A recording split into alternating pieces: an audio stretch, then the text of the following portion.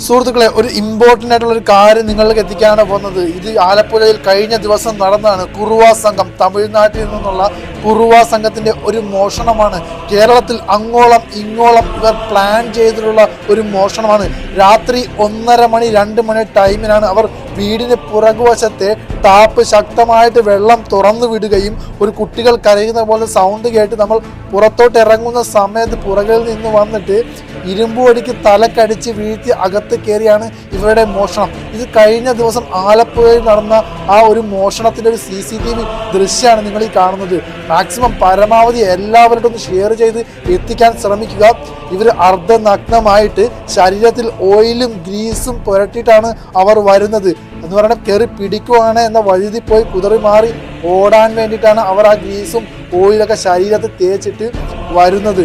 ദയവായിട്ട് മാക്സിമം എല്ലാവരിലോട്ടും ഒന്ന് ഷെയർ ചെയ്ത് എത്തിക്കാൻ ശ്രമിക്കുക. ഇവരെന്താ പറയുക, കേരളത്തിൽ എല്ലായിടത്തും ക്യാമ്പ് ചെയ്ത് അവർ ക്യാമ്പ് ചെയ്യണ 10 കിലോമീറ്റർ ഉള്ളിലാണ് ഇവർ നിരീക്ഷിച്ചു വെക്കും. പകൽ ഫുൾ നിരീക്ഷിച്ച് വെച്ചിട്ട് രാത്രിയിൽ വന്നാണ് ഈ മോഷണം. കഴിഞ്ഞ ദിവസം ആലപ്പുഴയിൽ ഇവരെ പോലീസ് ഇതിനെക്കുറിച്ച് അന്വേഷണം നടത്തിയപ്പോൾ ഈ അന്വേഷണം ചെന്ന് അവസാനിച്ചത് അവിടെ അടുത്തുള്ള കുറുവ സംഘം തമിഴ്നാട്ടിൽ നിന്ന് വന്ന് ക്യാമ്പ് ചെയ്യുന്ന അവരിൽ